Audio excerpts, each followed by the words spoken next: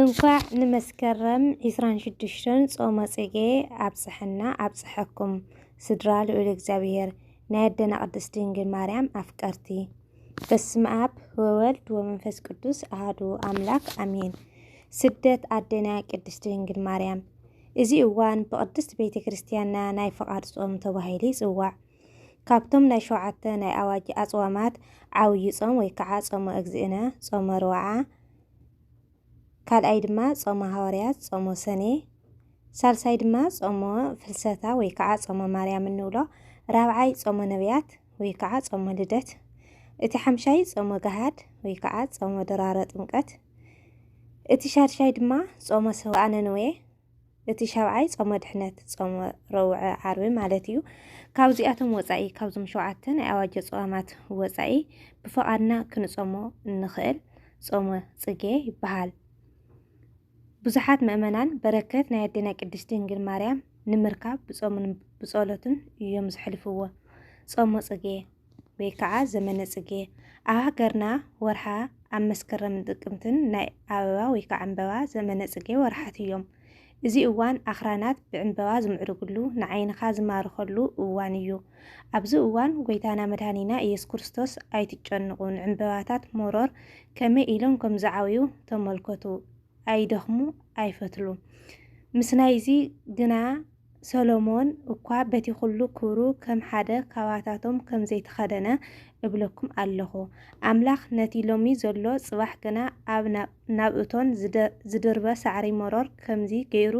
ዝኸድኖ ካብ ኮነ ደኣ ኣቱም ጎደሎ እምነት ንኣኻትኩም ዶ ግዳ ኣውሊጾ ኣይክንኩምን እምበኣርከ እንታይ ንበልዕ እንታይ ንሰቲ እንታይ ንኽደን ኢልኩም ኣይትጨንቁ ነዚ ኩሉስ ኣሕዛብ እውን ይደልይዎ እዮም እሞ ንኣኻትኩም እዚ ኩሉ ከም ዘድልየኩም ናይ ሰማይ ኣቦኹም ይፈልጥ እዩ።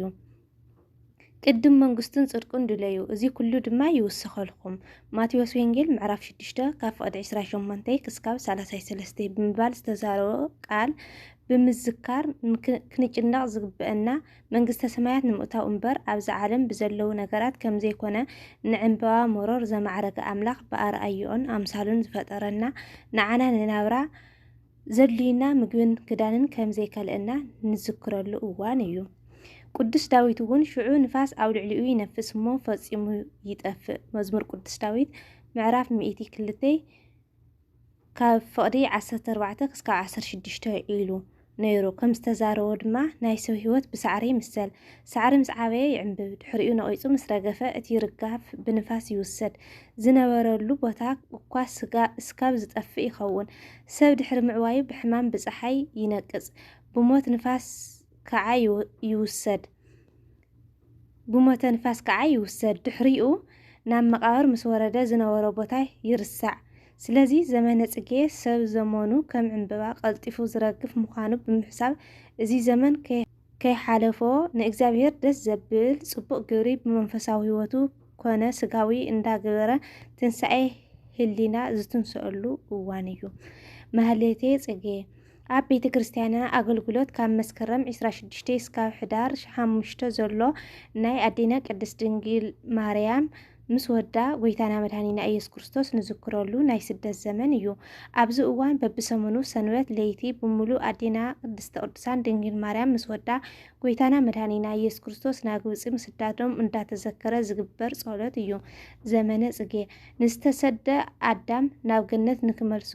ካብቲ ዝቐደም ክብሩ መንበሩን ካብኡ ዝበልጽ ክብሪ ሂቡ ንክምልሶ ዝተወለደ ጎይታና መድኃኒና ኢየሱስ ክርስቶስ ገና ካብ ህፃንነቱ ጀሚሩ ስደትን መከራን ተቐቢሉ እዩ። ጎይታና መድኃኒና ኢየሱስ ክርስቶስ ምስ ተወለደ ሰብአ ሰገል ኢየሱስ ብዘመን ንጉስ ሄሮዶስ ኣብ ቤተልሔም ምድሪ ይሁዳ ምስ ተወለደ እኒሆ ካብ ሃገረ ምብራቅ ዝተወለዱ ስነ ጥበብ እቲ ዝተወለደ ንጉስ ኣይሁድ ኣበይ ኣሎ ኮኸቡ ብምብራቅ ርኢና እሞ ክንሰግደሉ መጺና እናበሎ ኣብ ኢየሩሳሌም በጽሑ። ማቴዎስ ወንጌል ምዕራፍ 2 ካብ ፍቅዲ 1 ክሳብ 2 ብኮኸብ እንዳተመርሑ ኣብ ዝመጽሉ እዋን ኣብ ይሁዳን ገሊላን ሰማርያን ናይ ሮማውያን ተወካሊ ዝነበረ ንጉስ ሄሮዶስ ናይ ጎይታና መድኃኒና ኢየሱስ ክርስቶስ ንግስና ምድራዊ ንግስና መሲልዎ መንግስተይ ክምንጥለኒ እዩ ኢሉ ሰንበደ። ፈሪሳውያን ኢሎም يأمنوا كم زنورو يفلق سلا زنورا ازي استفصم مسيلو ጭንቀቱ أزيو ترزبصح نزي استولد ህፃን እውን ንኽቆትሎ ተበገሰ ንሰብኣ ሰገል ኣፀዊዑ ድማ እቲ ዝተወለደ ህፃን ኣበይ ኣሎ ክሰግደሉ ብምባል ናይ ምስሳር ቃል ተዛረቦም ሰብኣ ሰገል እውን ካብ ሄሮዶስ ምስ ተፈለዩ ኮኸው እንዳመርሖም ጉዕዞኦም ቀፂሎም ንጎይታና መድሃኒና ኢየሱስ ክርስቶስ ምስ ኣድኡ ረኸብዎ ተንበርኪኾም እውን ሰገድሉ ዕጣን ወርቂ ከርበን እውን ኣመሃ ኣቕረብሉ ናይ እግዚአብሔር መልአክ ናብ ሄሮዶስ ንከይምለሱ ብኻሊእ መንገዲ ቀይሮም ናብ ሃገሮም ክኸዱ ብዝነገሮም መሰረት በቲ ዝመጽዎ ዘይኮነ ብኻሊእ መንገዲ ናብ ሃገሮም ተሓዊኦም ተመለሱ ንሳቶም ምስ ከዱ ከዓ መልአክ እግዚአብሔር ንዮሴፍ ብሕልሚ ተረኣዮ ሄሮዶስ ነዚ ህፃን ክቆትሎ ይደሊ ኣሎ እሞ ተንስእ ነዚ ህፃን ነድኡን ሒዝካ ናብ ግብፂ ህደም ክስካዕ ዝነግረካ ከዓ ኣብኡ ጽናሕ በሎ ዮሴፍ ድማ ተንስኡ ነቲ ህፃን ንንኡን ሒዙ ብለይቲ ናብ ግብፂ ኸደ ማቴዎስ ወንጌል ምዕራፍ 2 ካብ ፍቅዲ 13 ክሳብ 14 ዮሴፍ እውን ተንስኡ ንኣዴና ቅድስተ ቅዱሳን ድንግል ማርያም ንህፃን ወዳ ጎይታና መድሃኒና ኢየሱስ ክርስቶስ ሓቂፉ ትቕመጠላ ኣድጊ ኣዳለዋ ብለይቲ ጉዕዞኦም እውን ጀመሩ ካብ እስራኤል ናብ ግብፂ ብእግሪ ንምኻድ ናይ ሲና ምድረ በዳ ግድን ምሕላፍ ነይሩዎም እዩ ኣብቲ እዋን ካብ እስራኤል ናብ ግብፂ ንምኻድ ሰለስተ ዝተፈላለዩ መንገድታት ነበሩ ብሸፋቱ ንኸይጥቅዑ መንገደኛታት ብጉጅለ እንዳኾኑ በዚአን መንገዲ ይኸዱ ነይሮም ንሶም ግና ሄሮዶስ ተኸታቲሉ ክሕዞም ስለ ዝኽእል በቲ ኣዘውቲሩ ኩሉ ሰብ ዝጥቀመሉ መንገዲ ምኻድ ከም ዘይብሎም ግልጽ እዩ ነይሩ ስለዚ ብናይ እግዚአብሔር መልአክ እንዳተመርሑ ብዘይፍለጥ መንገዲ ክኸዱ ነይሩዎም ንብዙሕ መዓልትታት ሳምንታትን ካብቲ በረኻ ጎታትን ሩዋታትን ላዕልን ታሕትን ኣጸጋሚ ጉዕዞ ተጓዓዙ ኣረጋዊ ዮሴፍ ብቅድሚት ልጓም ኣድጊ ሒዙ ነቲ ዘይምቹ ኣድካሚ ናይ በረኻ ጉዕዞ ይመርሕ ነይሩ ሰለሜ እውን ስንቆም ሒዛ ደድሕሪኦም ትስዕብ ነበረት ብጣዕሚ ኣሸጋርን ኣድካምን ጉዕዞ እዩ ነይሩ ብመዓልቲ ዘቃጽል ፀሓይ ምስሃሩር ብለይቲ ድማ ኣስሓይታ ዘለዎ ቁሪ በረኻ እንዳተፃወሩ ምግቦም ብተኣምራት ጎይታና መድሃኒና ኢየሱስ ክርስቶስ እንዳተመገቡ ይጓዓዙ ነበሩ ኣብ መወዳእታ መጽሓፈ ስንክሳር ከም ዝነግረና ድማ ግንቦት 24 ኣብ ግብፂ በጽሑ ኣብ ግብፂ እውን ኣብ ዝተፈላለዩ ከተማታት ዘሩ ጎይታና መድሃኒና ኢየሱስ ክርስቶስ እውን ኣብ ዝተፈላለዩ ቦታታት ዝተፈላለዩ ተኣምራት ገበረ ሓደ ሰባት ብጽቡቕ ፍሕሹ ገጽ ተቐቢሎም ዘድሊ ክገብሩሎም ከለው ካልኦት ከዓ የሳድድዎም መከራ የብዝሕሎምን ነበሩ ኣብዚ እዋን ስደት ኣዴና ቅድስት ድንግል ማርያም ምስ ወዳ ናብ ሃገርና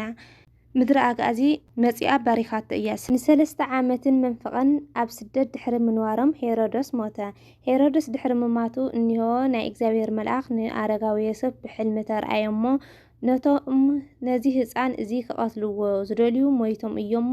ተንስእ ነዚ ህፃን ነድኡን ሒዝካ ናብ ምድሪ እስራኤል ኪድ በሎ ንሱ ድማ ተንስኡ ነቲ ህፃን ነድኡን ሒዙ ናብ ምድሪ እስራኤል ኣተወ ማቴዎስ ወንጌል ምዕራፍ 2 ካብ ፍቅዲ 19 ክሳብ 21 ቅዱስ ዮሴፍ ነዚ ናይ መልአክ ቃል ዝሰምዓሉ ቦታ ቁስቋም ትበሃል ኣብ ግብፂ ትርከብ ቦታ እያ ዳሕራይ ኣብዚ ቦታ ናይ ኣዴና ቅድስቲ ቅዱሳን ድንግል ማርያም ቤተ ክርስቲያን ተሰሪሑ ቅዳሴ ቤቱ ኣብ ዕለተ 6 ሕዳር ይኽበር መበል 23 ናይ እስክንድርያ ፓትርያርክ ቴዎፎልዮስ ካብ 384 ክሳብ 412 ዓመተ ምህረት ድማ ናይ ጎይታና መድሃኒና ኢየሱስ ክርስቶስ ኣድኡ ቅድስተ ቅዱሳን ድንግል ማርያም ናይ ስደቱም እዋን ዝነበረ ንኽገልጸሉ ንብዙሕ እዋን ብጸሎት ድሕሪ ምልማን ሕዳር 6 ኣዴና ቅድስተ ቅዱሳን ድንግል ማርያም ተገሊጻ ኣብ እዋን ጉዕዞ ስደት ኩሉ ዝኾነ ነገር ነጊራቶ እያ ስለዚ ሕዳር 6 ኣዴና ቅድስተ ቅዱሳን ድንግል ማርያም ምስ ወዳ ጎይታና መድሃኒና ኢየሱስ ክርስቶስ ጻድቕ ዮሴፍን ሰሎሜን ካብ ስደት ተመለሱሉ ንዝክረሉ እዋን እዩ ኣምላከ ቅዱሳን እግዚአብሔር ምሕረቱን የቁርቱን የብዝሕና ናይ ኣዴና ቅድስት ድንግል ማርያም ወላዲተ ኣምላኽ በረከትን ረድኤትን ኣማላድነትን ኣይፈለየና ወእመቤትና ቅድስት ድንግል ማርያም ብስደትኪ ስደትና ባርኽና ብንውዓትኪ ንውዓትና ሓብስና ብመከራኸ እውን መከራና ርሐቕና ወስብሐት ለእግዚአብሔር